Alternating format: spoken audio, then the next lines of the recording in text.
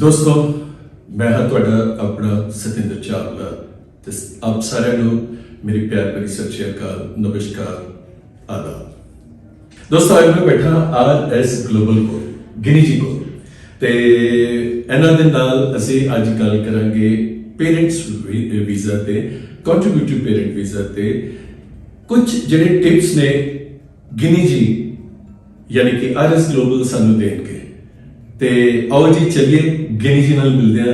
गिनी जी सत श्री अकाल। सत श्री अकाल अंकल, सत श्री अकाल सब व्यूअर्स नु। Thank you so much for the introduction uncle.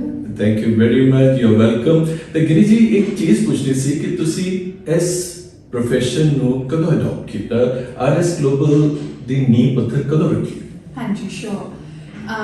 Just to give you a bit of background, पहला I was working as an accountant and then 2017 ਦੇ ਵਿੱਚ ਮੈਂ ਆਪਣਾ migration law ਦਾ ਕੋਰਸ ਕੰਪਲੀਟ ਕਰਕੇ 2018 ਦੇ ਵਿੱਚ as an entrepreneur ਆਪਣਾ ਇਹ ਬਿਜ਼ਨਸ ਸਟਾਰਟ ਕੀਤਾ and it's been almost 5 years now ਮੈਨੂੰ ਆ ਬਿਜ਼ਨਸ ਰਨ ਕਰਦੇ ਹੋਏ। क्या बात है। ਤੇ ਦੋਸਤੋ ਇੱਕ ਚੀਜ਼ ਹੋਰ ਮੈਂ ਤੁਹਾਨੂੰ ਕਹਿ ਦਿਆਂ ਕਿ ਹਵੇ ਇੱਕ ਹੁੰਦੀ ਹੈ ਜਨਮ ਭੂਮੀ ਤੇ ਇੱਕ ਹੁੰਦੀ ਕਰਮ ਭੂਮੀ। ਤੇ ਜਨਮ ਭੂਮੀ ਜਿਹੜੀ ਹੈ ਆਪਣੀ ਹੈ ਸੀ ਜੀ ਇੰਡੀਆ ਤੇ ਹੁਣ ਕਰਮ ਭੂਮੀ ਅਸੀਂ ਆ ਗਏ ਆਸਟ੍ਰੇਲੀਆ ਤੇ ਲੋਕਾਂ ਨੂੰ ਬੜਾ ਚਾਅ ਹੈ ਕਿ ਬਾਹਰਲੀ ਕੰਟਰੀਜ਼ ਵਿੱਚ ਜਾ ਕੇ ਸੈਟਲ ਹੋਈਏ, ਬਾਹਰਲੀ ਕੰਟਰੀਜ਼ ਵਿੱਚ ਸਟੱਡੀ ਕਰੀਏ, ਬਾਹਰਲੀ ਕੰਟਰੀਜ਼ ਜਾ ਕੇ ਆਪਣਾ ਜਿਹੜਾ ਆਪਣਾ 65 ਸਾਲ ਤੋਂ ਉੱਪਰ ਜਿਹੜੇ ਹੋ ਗਏ ਜਾਂ ਕਈ ਵਾਰ ਮੈਂ ਦੇਖਿਆ ਕਿ 70 ਸਾਲ ਦੇ ਬੰਦੇ ਵੀ ਇੱਥੇ ਆਉਂਦੇ ਨੇ ਆਪਣਾ ਕਿਉਂਕਿ ਉਹ ਰਿਟਾਇਰ ਹੋ ਚੁੱਕੇ ਹੁੰਦੇ ਨੇ ਤੇ ਬੱਚੇ ਵੀ ਕਹਿੰਦੇ ਨੇ ਕਿ ਹਾਂ ਬਈ ਮੰਮੀ ਡੈਡੀ ਤੁਸੀਂ ਹੁਣ ਇੱਥੇ ਆ ਜਾਓ, ਸਾਡੇ ਕੋਲ ਆ ਜਾਓ। ਬੱਚੇ ਵੀ ਸੁਖੇਲੇ ਤੇ ਤੁਸੀਂ ਆਪ ਵੀ ਸੁਖੇਲੇ, ਹੈ ਨਾ? ਬਿਲਕੁਲ ਸਹੀ ਗੱਲ ਕੀਤੀ ਅੰਕਲ। ਤੁਸੀਂ ਜਦੋਂ ਐਜ਼ ਅ ਸਟੂਡੈਂਟ ਤੁਸੀਂ ਇੱਥੇ ਆਉਂਦੇ ਹੋ, ਹੌਲੀ ਹੌਲੀ ਤੁਸੀਂ ਟੈਂਪਰੇਰੀ ਰੈਜ਼ੀਡੈਂਸ ਲੈਂਦੇ ਹੋ, ਫਿਰ ਤੁਸੀਂ ਪਰਮਨੈਂਟ ਰੈਜ਼ੀਡੈਂਟ ਹੋ ਜਾਂਦੇ ਹੋ, ਜੌਬਸ 'ਚ ਵੀ ਸੈਟਲ ਹੋ ਜਾਂਦੇ ਹੋ। ਦੈਨ ਓਨਲੀ ਇੱਕੋ ਹੀ ਮੋਟਿਵ ਬਚਦਾ ਲਾਈਫ ਦੇ ਵਿੱਚ ਕਿ ਅਸੀਂ ਆਪਣੇ ਮਾਂ-ਪਿਓ ਨੂੰ ਇੱਥੇ ਕਿਵੇਂ ਲੈ ਕੇ ਆਉਣਾ ਹੈ। ਉਹਦੇ ਲਈ ਇੰਨਾ ਕੁ ਜ਼ਿਆਦਾ ਜਦੋਂ ਤੋਂ ਕੋਵਿਡ ਹੋਇਆ ਹੈ, ਪੀਪਲ ਹੈਵ ਐਕਚੁਅਲੀ ਸੀਨ ਕਿ ਪੂਰਾ world was apart, no one was able to see their parents, no one was able to see their kids. ਉਦੋਂ ਤੋਂ ਬਹੁਤ ਜ਼ਿਆਦਾ ਇਨਕੁਆਇਰੀ ਜਨਰੇਟ ਹੁੰਦੀ ਹੈ ਕਿ you know we want to keep the family together ਰੱਖਣ ਲਈ ਸਭ ਤੋਂ ਪਹਿਲਾਂ ਪੈਰੈਂਟਸ ਨੂੰ ਕਹਿੰਦੇ ਨੇ ਕਿ ਅਸੀਂ ਉਹਨਾਂ ਨੂੰ ਇੱਥੇ ਕਿਵੇਂ ਰੱਖ ਸਕਦੇ ਹਾਂ। ਉਹਨਾਂ ਨੂੰ ਇੱਥੇ ਰੱਖਣ ਦੇ ਬਹੁਤ ਸਾਰੇ ਰਸਤੇ ਨੇ, ਬਹੁਤ ਸਾਰੇ ਡਿਫਰੈਂਟ ਵੀਜ਼ਾ ਆਪਸ਼ਨਸ ਨੇ ਜਿਹੜੀਆਂ ਅਸੀਂ ਡਿਸਕਸ ਕਰਾਂਗੇ। ਵੈਸੇ ਅੱਜ ਸਾਡਾ main focus contributory and maybe we may touch a bit about non-contributory visa as well, ਉਸ ਬਾਰੇ ਅਸੀਂ ਡਿਸਕਸ ਕਰਾਂਗੇ ਤਾਂ ਕਿ ਸਾਰਾ ਪਰਿਵਾਰ ਇੱਕ ਥਾਂ ਤੇ ਜੁੜ ਕੇ ਇਕੱਠੇ ਰਹਿਣ। ਐਗਜ਼ੈਕਟਲੀ। ਮੈਂ ਇੱਥੇ ਜਦੋਂ ਵਿਚਰਨਾ ਆਪਣੇ ਪਾਰਕ ਵਿੱਚ ਕਦੇ ਗਿਆ ਜਾਂ ਕਿਤੇ ਵੀ ਜਾ ਕੇ ਬੈਠਦੇ ਹਾਂ, ਸੀਨੀਅਰਸ ਨਾਲ ਬੈਠਦੇ ਹਾਂ ਤੇ ਹਮੇਸ਼ਾ ਇੱਕੋ ਕੁਐਸਚਨ ਹੁੰਦਾ ਹੈ, ਆਪਾਂ ਕਿਹੜਾ ਵੀਜ਼ਾ ਅਪਲਾਈ ਕਰਦੀ ਹੈ? ਹੁੰਦਾ ਕਿ ਨਹੀਂ ਹੁੰਦਾ? ਤੁਹਾਡੇ ਕੋਲ ਵੀ ਬੜੇ ਬੰਦੇ ਆਉਂਦੇ ਹੋਣਗੇ। ਬਿਲਕੁਲ। ਔਰ ਮੈਂ ਥੋੜਾ ਟਾਈਮ ਪਹਿਲਾਂ ਇੱਕ ਵੀਡੀਓ ਬਣਾਈ ਸੀਗੀ, ਉਹਦੇ ਵਿੱਚ ਵੀਡੀਓ ਦਾ ਟਾਈਟਲ ਵੀ ਇਹੀ ਸੀ, ਮਾਪਿਓ ਵੀਜ਼ਾ ਅਤੇ ਪਾਰਕ। ਕੀ ਬਾਤ ਹੈ। ਮਾਪਿਓ ਵੀਜ਼ਾ ਅਤੇ ਪਾਰਕ ਓਏ ਹੋਏ। ਉਹ ਇਸ ਕਰਕੇ ਕਿਉਂਕਿ ਸਾਰੇ ਮਾਪਿਓ ਜਦੋਂ ਪਾਰਕ 'ਚ ਇਕੱਠੇ ਹੁੰਦੇ ਨੇ ਉਹਨਾਂ ਕੋਲ ਇੱਕ ਹੌਟ ਟੌਪਿਕ ਹੁੰਦਾ ਹੈ ਕਿ ਤੁਸੀਂ ਕਿਹੜੇ ਵੀਜ਼ੇ ਤੇ ਹੋ ਜਾਂ ਤੁਸੀਂ ਕਿਹੜਾ ਵੀਜ਼ਾ ਪਾਣਾ ਹੈ, ਤੁਸੀਂ ਕਿਦੋਂ ਤੋਂ ਲਗਾਈ ਹੈ ਫਾਈਲ, ਕਿਦੋਂ ਤੁਹਾਡਾ ਵੀਜ਼ਾ ਆਣਾ ਹੈ, ਤੁਸੀਂ ਪੈਸਿਆਂ ਵਾਲਾ ਪਾਇਆ, ਬਿਨਾਂ ਪੈਸਿਆਂ ਵਾਲਾ ਪਾਇਆ। It's a very hot topic. ਔਰ ਕਈ ਵਾਰੀ ਇੱਕ ਉਹਨਾਂ 'ਚ ਬੜੀ ਇਨੋਸੈਂਸ ਤੇ ਭੋਲਾਪਨ ਹੁੰਦਾ ਜਦੋਂ ਕਹਿੰਦੇ ਨੇ ਜੀ ਅਸੀਂ ਤਾਂ ਬ੍ਰਿਜਿੰਗ ਵੀਜ਼ਾ ਪਾਇਆ ਹੋਇਆ। ਉਹਨਾਂ ਨੂੰ ਸਬ ਕਲਾਸ ਵੀ ਨਹੀਂ ਪਤਾ ਹੁੰਦੀ ਬਿਕਾਜ਼ ਬ੍ਰਿਜਿੰਗ ਵੀਜ਼ਾ ਤਾਂ ਕਿਸੇ ਵੀ ਸਬ ਕਲਾਸ ਦੇ ਨਾਲ ਐਸੋਸੀਏਟਿਡ ਆ ਜਾਂਦਾ ਹੈ। It's not actually a visa ਜਿਹੜਾ ਉਹਨਾਂ ਨੇ ਪਾਇਆ ਹੁੰਦਾ, ਉਹਨਾਂ ਨੇ ਵੀਜ਼ਾ ਕੋਈ ਹੋਰ ਪਾਇਆ ਹੁੰਦਾ ਬਟ ਇੱਕ ਲੇਮਨ ਲੈਂਗੁਏਜ ਵਿੱਚ ਉਹ ਕਹਿ ਦਿੰਦੇ ਨੇ ਕਿ ਅਸੀਂ ਬ੍ਰਿਜਿੰਗ ਵੀਜ਼ਾ ਪਾਇਆ ਹੋਇਆ। ਹਾਂਜੀ, ਤੇ ਇਹ ਇੱਕ ਬੜਾ ਉੱਥੇ ਡਿਸਕਸ਼ਨ ਦਾ ਟੌਪਿਕ ਬਣ ਜਾਂਦਾ ਹੈ। ਔਰ ਕਈ ਵਾਰੀ ਨੋਟ ਜੀ ਡਿਸਕਸ਼ਨ ਮੈਂ ਬਹੁਤ ਲੋਕਾਂ ਨੂੰ ਮਿਸਗਾਈਡ ਹੁੰਦੇ ਵੀ ਦੇਖਿਆ ਹੈ ਕਿਉਂਕਿ ਜਦੋਂ ਕੰਪਲੀਟ ਨੌਲੇਜ ਨਹੀਂ ਨਾ ਹੁੰਦੀ ਸਾਹਮਣੇ ਵਾਲੇ ਨੂੰ ਤਾਂ ਫਿਰ ਉਹ ਆਪਣੇ ਬੇਸਿਸ ਤੇ ਕੁਛ ਨਾ ਕੁਛ ਦੱਸ ਦਿੰਦੇ ਨੇ ਔਰ ਫਿਰ ਉਹ ਆਪਣੇ ਘਰ ਜਾ ਕੇ ਬੱਚਿਆਂ ਨੂੰ ਕਹਿੰਦੇ ਨੇ ਵੀ ਫਲਾਣੇ ਬੰਦੇ ਨੇ ਤਾਂ ਆਹ ਚੀਜ਼ ਕੀਤੀ ਹੈ, ਤੁਸੀਂ ਸਾਡੇ ਲਈ ਕਿਉਂ ਨਹੀਂ ਕਰ ਰਹੇ। ਐਂਡ ਸਮਟਾਈਮਸ ਉਹਨਾਂ ਨੂੰ ਇਹ ਡਾਊਟਫੁਲ ਵੀ ਹੋਣ ਲੱਗ ਜਾਂਦਾ ਹੈ ਕਿ ਵੀ ਮੇਬੀ ਸਾਡੇ ਬੱਚੇ ਕਰਨਾ ਨਹੀਂ ਚਾਹੁੰਦੇ ਬਟ ਦੇ ਡੋਨਟ ਅੰਡਰਸਟੈਂਡ ਕਿ ਜੇ ਉਹ ਐਲੀਜੀਬਿਲਿਟੀ ਕ੍ਰਾਈਟੇਰੀਆ ਹੀ ਨਹੀਂ ਮੀਟ ਕਰ ਰਹੇ ਤਾਂ ਬੱਚੇ ਕਿਵੇਂ ਵੀਜ਼ਾ ਪਾਉਣਗੇ। ਐਗਜ਼ੈਕਟਲੀ। ਤੁਸੀਂ ਪੇਰੈਂਟਸ ਵੀਜ਼ਾ ਜਾਂ ਫਿਰ ਇੱਕ ਆਮ ਜਿਹੜਾ ਹੈ ਨਾਰਮਲ ਕੋਰਸ ਵੀਜ਼ਾ, ਇਹਦੇ ਵਿੱਚ ਤੁਸੀਂ ਅੱਜ ਦੀ ਡੇਟ ਵਿੱਚ ਤੁਸੀਂ ਕਿਹੜਾ ਪ੍ਰੈਫਰ ਕਰੋਗੇ ਕਿ ਕਿਸੇ ਨੂੰ ਗਾਈਡ ਕਰਨਾ ਹੈ, ਕਿਸੇ ਪੇਰੈਂਟਸ ਨੂੰ ਏਜ ਵਾਈਜ਼ ਮਤਲਬ ਜਿਹੜੇ ਅਬੋਵ 60 ਹੋ ਗਏ ਨੇ ਤੇ ਉਹਨਾਂ ਵਾਸਤੇ ਤੁਸੀਂ ਕੀ ਗਾਈਡ ਕਰੋਗੇ? ਤੇ ਸੁਣਿਆ ਕਿ ਹਾਂ ਵੀ ਇੱਕ ਪਾਰਟਿਕੂਲਰ ਏਜ ਹੁੰਦੀ ਜਿਸ ਵੇਲੇ ਬ੍ਰਿਜਿੰਗ ਵੀਜ਼ਾ ਵੀ ਲੱਗ ਜਾਂਦਾ ਹੈ। ਪਲੀਜ਼ ਸਾਡੇ ਦਰਸ਼ਕਾਂ ਨੂੰ ਜ਼ਰੂਰ ਦੱਸੋ ਤੁਸੀਂ। Sure. Parent visa ਦੀਆਂ ਜਿਹੜੀਆਂ ਮੇਨ ਐਲੀਜੀਬਿਲਿਟੀ ਕ੍ਰਾਈਟੇਰੀਆ ਹੈ when we talk about aged, ਚਾਹੇ ਕੰਟਰੀਬਿਊਟਰੀ ਲੈ ਲਈਏ ਜਾਂ ਨਾਨ ਕੰਟਰੀਬਿਊਟਰੀ, ਜਿਹੜਾ ਏਜਡ ਪੈਰੈਂਟ ਹੈ ਜਿਹਦੇ ਅੱਗੇ ਵਰਡ ਏਜ ਲੱਗ ਗਿਆ, ਉਹਦੀ ਸਭ ਤੋਂ ਵੱਡੀ ਐਲੀਜੀਬਿਲਿਟੀ ਕ੍ਰਾਈਟੇਰੀਆ ਇਹ ਹੈ ਕਿ ਤੁਹਾਨੂੰ ਏਜ ਰਿਕੁਆਇਰਮੈਂਟ ਮੀਟ ਕਰਨੀ ਪੈਗੀ, ਜਿਹੜੀ ਅੱਜ ਕਰੰਟ ਡੇਟ ਤੇ 66.5 ਹੈ, ਜੁਲਾਈ ਤੋਂ ਬਾਅਦ ਉਹ 67 ਹੋ ਜਾਏਗੀ। ਤੇ ਏਜ ਰਿਕੁਆਇਰਮੈਂਟ ਮੀਟ ਕਰਨੀ ਬਹੁਤ ਜ਼ਰੂਰੀ ਹੈ। ਸੈਕਿੰਡ ਰਿਕੁਆਇਰਮੈਂਟ ਸਬ ਕਲਾਸ 864 ਏਜਡ ਪੈਰੈਂਟਸ ਜਿਹੜਾ ਔਨਸ਼ੋਰ ਪੈਂਦਾ ਹੈ, ਉਹਦੀ ਰਿਕੁਆਇਰਮੈਂਟ ਇਹ ਹੈ ਕਿ ਤੁਹਾਨੂੰ balance of family test meet ਕਰਨਾ ਪਏਗਾ।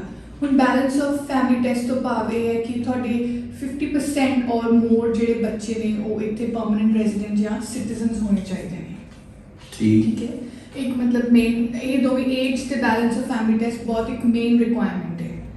ਉਸ ਤੋਂ ਬਾਅਦ ਇਹ ਨਹੀਂ ਹੈ ਕਿ ਇਹਦੇ ਵਿੱਚ ਕੁਝ ਥੋੜੇ ਡਾਕੂਮੈਂਟਸ ਲੱਗਦੇ ਨੇ, ਇਹਦੇ ਵਿੱਚ ਤੁਹਾਡੇ ਪ੍ਰੋਪਰ ਪੂਰੀ ਫੈਮਿਲੀ ਦੇ ਕਾਗਜ਼ ਲੱਗਦੇ ਨੇ। ਜਿਹੜਾ ਇੱਕ ਬੱਚਾ ਤੁਹਾਡਾ ਸਪਾਂਸਰ ਕਰ ਰਿਹਾ ਉਹਦੇ ਤਾਂ ਲੱਗਣੇ ਹੀ ਨੇ, ਜਿਹੜਾ ਨਹੀਂ ਵੀ ਸਪਾਂਸਰ ਕਰ ਰਿਹਾ ਉਹਦੇ ਵੀ ਕਾਗਜ਼ ਨਾਲ ਲੱਗਦੇ ਨੇ। ਠੀਕ ਹੈ, ਪ੍ਰੀਵੀਅਸਲੀ ਜਿਹੜਾ ਇਹਦਾ ਵੇਟਿੰਗ ਟਾਈਮ ਸੀ ਉਹ ਆਲਮੋਸਟ 6 ਇਅਰਸ ਸੀ। 2017 ਵਾਲੀਆਂ ਫਾਈਲਸ ਹੁਣ ਫਾਈਨਲਾਈਜ਼ ਸਟੇਜ ਤੇ ਪਹੁੰਚ ਗਈਆਂ ਨੇ, but not very long ago recently ਹੀ ਆਪਣੇ ਡਿਪਾਰਟਮੈਂਟ ਨੇ ਆਪਣੀ ਵੈਬਸਾਈਟ ਤੇ ਅਪਡੇਟ ਕੀਤਾ ਹੈ ਕਿ ਜਿਹੜੇ ਦੇ ਪ੍ਰੋਸੈਸਿੰਗ ਟਾਈਮ ਨੇ ਉਹ ਵੱਧ ਕੇ 12 ਸਾਲ ਤੱਕ ਵੀ ਹੋ ਸਕਦੇ ਨੇ। ਲਓ ਜਨਾਬ, ਹੁਣ 12 ਸਾਲ ਤੇ ਆ ਗਿਆ ਆਪਾਂ, ਬਟ ਯੈਸ ਮੈਂ ਵੀ ਇਹੀ ਪ੍ਰੈਫਰ ਕਰਾਂਗਾ ਕਿ ਹਾਂ ਵੀ ਜੇ ਕਿਸੇ ਨੂੰ ਦੱਸਣਾ ਹੋਵੇ ਤੇ ਕੰਟਰੀਬਿਊਟਰੀ ਕਰਕੇ ਤੇ ਤੁਸੀਂ ਬੈਨੀਫਿਟ ਤੇ ਲੈ ਸਕਦੇ ਹੋ ਨਾ। ਬਿਲਕੁਲ, once you are permanent resident you are entitled to medicare, ਜਿਹੜੀ ਕਿ ਇੱਕ ਬਹੁਤ ਵੱਡੀ ਫੈਸਿਲਿਟੀ ਹੈ ਜਿਹਨੂੰ ਆਪਾਂ ਸੀਕ ਕਰਦੇ ਹਾਂ ਐਜ਼ ਐਨ ਓਵਰਸੀਜ਼ ਰੈਜ਼ੀਡੈਂਟ। ਜਦੋਂ ਅਸੀਂ ਇੱਥੇ ਆਉਂਦੇ ਹਾਂ ਸਾਨੂੰ ਪ੍ਰਾਈਵੇਟ ਹੈਲਥ ਇੰਸ਼ੋਰੈਂਸ ਮੇਨਟੇਨ ਕਰਨੀ ਪੈਂਦੀ ਹੈ।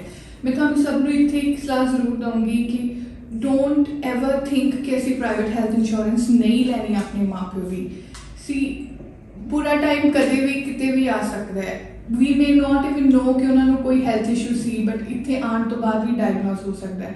ਸੋ ਇਟਸ ਬੈਟਰ ਕਿ ਤੁਸੀਂ ਆਪਣੀ ਹੈਲਥ ਇੰਸ਼ੋਰੈਂਸ ਉਹਨਾਂ ਦੇ ਆਉਣ 'ਤੇ ਟਾਈਮਲੀ ਮੈਨਰ 'ਚ ਲੈ ਕੇ ਰੱਖੋ। Most of the health insurance ਜਿਹੜੀਆਂ ਕੰਪਨੀਜ਼ ਨੇ ਉਹ ਪ੍ਰੀ ਐਗਜ਼ਿਸਟਿੰਗ ਕੰਡੀਸ਼ਨਸ ਨੂੰ ਕਵਰ ਨਹੀਂ ਕਰਦੀਆਂ ਫॉर 12 ਮੰਥਸ। ਫॉर ਐਗਜ਼ਾਮਪਲ, ਜੇ ਤੁਹਾਨੂੰ ਪਤਾ ਹੈ ਕਿ ਸਾਡੇ ਮਾਂ ਪਿਓ ਨੂੰ ਜਾਂ ਕਿਸੇ ਨੂੰ health related heart related issue ਹੈ ਔਰ ਉਹ ਪ੍ਰੀ ਐਗਜ਼ਿਸਟਿੰਗ ਹੈ ਤਾਂ ਹੈਲਥ ਇੰਸ਼ੋਰੈਂਸ ਕੰਪਨੀ ਕਵਰ ਨਹੀਂ ਕਰੇਗੀ, ਤੁਹਾਨੂੰ 12 ਮੰਥਸ ਵੇਟ ਕਰਨਾ ਪਏਗਾ।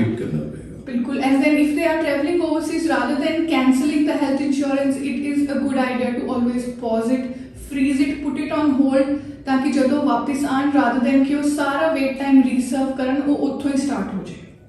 ਓਕੇ, ਤੇ ਅਸੀਂ ਮੈਕਸਿਮਮ 9 to 12 ਮੰਥਸ ਲਈ ਉਹਨੂੰ ਫਰੀਜ਼ ਕਰ ਸਕਦੇ। ਮਤਲਬ ਗੈਪ ਤੇ ਫਰੀਜ਼ ਇਹ ਦੋਨੋਂ ਆਪਣੇ ਦਰਸ਼ਕਾਂ ਨੂੰ ਤੁਸੀਂ ਦੱਸੋ ਕਿ ਫਰੀਜ਼ ਤੇ ਨਹੀਂ ਹੋ ਜਾਏਗਾ ਕਿ ਹਾਂ ਵੀ ਇੱਕ ਵਾਰ ਤੁਸੀਂ ਫॉर ਐਗਜ਼ਾਮਪਲ ਜੇ ਤੁਹਾਡੇ ਮਾਂ ਪਿਓ ਇੱਥੇ 3 ਸਾਲ ਤੋਂ ਰਹਿ ਰਹੇ ਨੇ, ਹੁਣ ਉਹ ਕਹਿੰਦੇ ਨੇ ਕਿ ਅਸੀਂ ਇੰਡੀਆ ਵਿਜ਼ਿਟ ਕਰਨਾ ਹੈ, 3-4 ਮਹੀਨੇ ਰਹਿ ਕੇ ਆਉਣਾ ਹੈ। Of course, it's costing you $300-400 a month, है ना, nearly $200 an applicant. ਤੁਸੀਂ ਸੋਚੋਗੇ ਵੀ 4 ਮਹੀਨੇ ਦਾ $800,000 ਸਾਡਾ ਬਚ ਜਾਣਾ, ਅਸੀਂ ਕੈਂਸਲ ਕਰਾ ਦਿੰਦੇ ਹੈਲਥ ਇੰਸ਼ੋਰੈਂਸ। ਜੇ ਤੁਸੀਂ ਕੈਂਸਲ ਕਰਵਾ ਦਿੱਤੀ ਜਦੋਂ ਉਹਨਾਂ ਨੇ ਵਾਪਸ ਆਣਾ ਹੈ ਉਸ ਟਾਈਮ ਤੇ ਤੁਸੀਂ ਨਵੀਂ ਇੰਸ਼ੋਰੈਂਸ ਕਰਾਓਗੇ ਔਰ ਉਹਨਾਂ ਨੂੰ ਵੇਟਿੰਗ ਪੀਰੀਅਡ ਫਿਰ ਤੋਂ ਸਰਵ ਕਰਨੇ ਪਊਗੇ। ਓਕੇ, ਇਨ ਦਿਸ ਕੇਸ ਤੁਸੀਂ ਆਪਣੀ ਹੈਲਥ ਇੰਸ਼ੋਰੈਂਸ ਕੰਪਨੀ ਨੂੰ ਕਾਲ ਕਰਨਾ ਹੈ, ਉਹਨਾਂ ਨੂੰ ਕਹਿਣਾ ਹੈ ਕਿ ਮਾਈ parents wants to travel 3 months ਲਈ 4 months ਲਈ, ਜਿੰਨੇ ਚਿਰ ਲਈ ਵੀ ਤੁਸੀਂ ਪਲੀਜ਼ ਸਾਡੀ ਹੈਲਥ ਇੰਸ਼ੋਰੈਂਸ ਹੋਲਡ ਕਰ ਦਿਓ, ਇਹਨੂੰ ਫਰੀਜ਼ ਕਰ ਦਿਓ। when they will come back we are going to reinstate। ਜਦੋਂ ਰੀਇਨਸਟੇਟ ਕਰੋਗੇ ਤੁਹਾਡੇ ਵੇਟਿੰਗ ਪੀਰੀਅਡ ਜੋ ਤੁਸੀਂ ਪਹਿਲਾਂ ਸਰਵ ਕੀਤੇ ਹੋਏ ਨੇ ਤੁਹਾਨੂੰ ਰੀਸਰਵ ਨਹੀਂ ਕਰਨੇ ਪਊਗੇ। ਓਕੇ, ਤੇ ਕਹਿੰਦੀ ਜੀ ਕਈ ਵਾਰ ਲੋਕੀ ਪੁੱਛਦੇ ਨੇ ਕਿ ਫਾਈਲ ਜਿਸ ਦਿਨ ਲਗਾਈ ਹੈ ਹਾਂਜੀ ਕਿ ਪੇਮੈਂਟ ਜਿਹੜੀ ਗਵਰਨਮੈਂਟ ਦੀ ਪੇਮੈਂਟ ਹੈ ਉਹ ਉਸੇ ਦਿਨ ਹੀ ਕਰਨੀ ਹੁੰਦੀ ਹੈ? ਵੈਰੀ ਗੁੱਡ ਕੁਐਸਚਨ ਅੰਕਲ ਜੀ। ਜਿਹੜੀ department of home affairs the payment ਹੈ ਨਹੀਂ, ਤੁਸੀਂ at the time of lodgement ਨਹੀਂ ਸਾਰੀ ਕਰਨੀ ਹੁੰਦੀ। ਇਨੀਸ਼ੀਅਲੀ ਤੁਸੀਂ ਲੈਟਸ ਸੇ ਜੇ ਤੁਸੀਂ ਆਪਣੇ ਮਾਪਿਓ ਦੋਵਾਂ ਦਾ ਵੀਜ਼ਾ ਲਗਵਾਉਣਾ ਕਿਸੇ ਨੇ ਤਾਂ ਉਹਨਾਂ ਦੀ ਇਨੀਸ਼ੀਅਲ ਪੇਮੈਂਟ ਅਬਾਊਟ 6100 ਹੁੰਦੀ ਹੈ।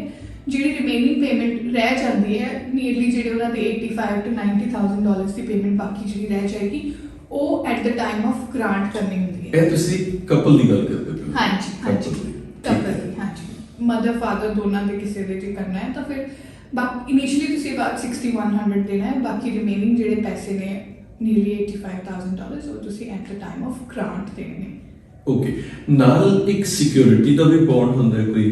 ਹਾਂਜੀ, ਉਹਨੂੰ ਅਸੀਂ ਅਸ਼ੋਰੈਂਸ ਆਫ ਸਪੋਰਟ ਕਹਿੰਦੇ ਆ, ਉਹ ਵੀ ਤੁਸੀਂ at the time of grant pay ਕਰਨਾ ਹੈ। 2 ਪੈਰੈਂਟਸ ਤੋਂ $14,000 ਹੁੰਦਾ ਹੈ। ਇਹ ਜਦੋਂ ਤੁਹਾਡਾ ਵੀਜ਼ਾ ਆ ਜਾਏਗਾ, ਕੰਟਰੀਬਿਊਟਰ ਵੀਜ਼ਾ ਆ ਜਾਏਗਾ। ਆਨ ਤੋਂ ਪਹਿਲਾਂ ਦੇ request you to make a payment. ਇੱਕ ਹੋਰ ਸਵਾਲ ਕਈ ਵਾਰ ਲੋਕੀ ਪੁੱਛਦੇ ਨੇ ਕਿ ਇਹ ਇੱਕੋ ਕਿਸ਼ਤ ਵਿੱਚ ਇੱਕੋ ਉਹਦੇ ਵਿੱਚ ਦੇ ਸਕਦੇ ਇੰਸਟਾਲਮੈਂਟ ਵਿੱਚ, ਕਿ ਅਸੀਂ ਇਸ ਦੀ 2 ਇੰਸਟਾਲਮੈਂਟ ਬਣਾ ਸਕਦੇ ਹਾਂ? ਦੇਖੋ ਜੇ ਆਪਾਂ 864 ਅਪਲਾਈ ਕੀਤਾ which is the aged contributory aged parent visa, ਉਹਦੇ ਵਿੱਚ ਸਾਨੂੰ 1 go ਦੇ ਵਿੱਚ ਦੇਣਾ ਪੈਂਦਾ ਹੈ। However, there is another visa which is 884, subclass 884, which is the provisional visa leading to 864. ਉਹਦੇ ਵਿੱਚ ਤੁਸੀਂ ਇਹੀ 50,000 nearly $50,000 2 ਇੰਸਟਾਲਮੈਂਟਸ ਵਿੱਚ ਦੇ ਸਕਦੇ ਹੋ। ਔਰ ਜਦੋਂ ਤੁਸੀਂ 884 ਤੋਂ 864 ਪਾਉਂਦੇ ਹੋ ਉਸ ਦੌਰਾਨ ਤੁਹਾਨੂੰ ਮੈਡੀਕੇਅਰ ਦੀ ਐਂਟਾਈਟਲਮੈਂਟ ਵੀ ਹੁੰਦੀ ਹੈ। ਓਕੇ, ਹਾਂਜੀ, ਤਾਂ ਇੱਕ ਬਹੁਤ ਗੁੱਡ ਬੈਨੀਫਿਟ ਹੋ ਜਾਂਦਾ ਹੈ। ਹਾਊਐਵਰ ਜਿਹੜੀ ਤੁਸੀਂ ਟੋਟਲ ਅਮਾਉਂਟ ਪੇ ਕਰਨੀ ਹੈ 884 ਲੀਡਿੰਗ ਟੂ 864 ਲਈ, ਉਹਦੇ ਵਿੱਚ few thousands dollars ਜ਼ਿਆਦਾ ਪੇ ਕਰਨੇ ਪੈਂਦੇ ਨੇ, but then again you get Medicare benefits while you are waiting from your 884 to 864. Otherwise 864 grant ਹੋਣ ਤੋਂ ਬਾਅਦ ਹੀ ਮੈਡੀਕੇਅਰ ਮਿਲਦਾ ਹੈ। ਅੱਛਾ, ਇੱਕ ਸਵਾਲ ਮੈਨੂੰ ਨਾ ਕਿਸੇ ਨੇ ਪਿੱਛੇ ਪਾਇਆ ਸੀ ਕਿ ਦੇਖੋ ਜੀ, ਅਲਟੀਮੇਟ एवरीवन नोज कि हाँ भी एक दिन तो जाने जाना है।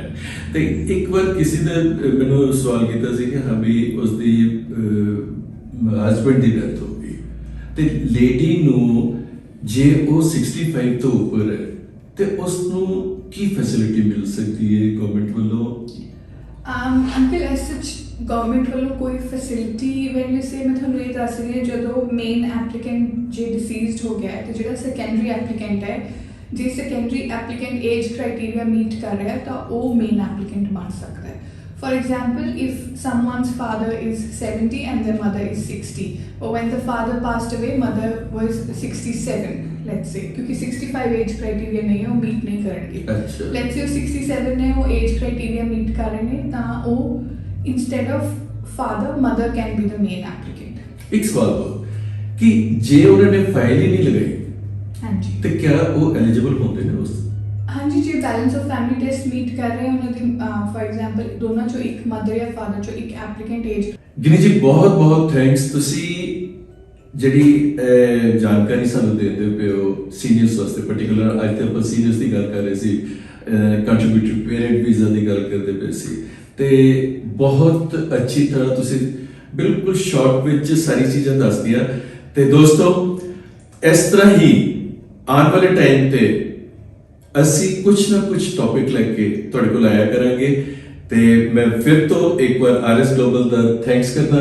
ਥੈਂਕ ਯੂ ਵੈਰੀ ਮਚ ਗਿਨੀ ਜੀ, thank you. No problems. Thank you very much, everyone.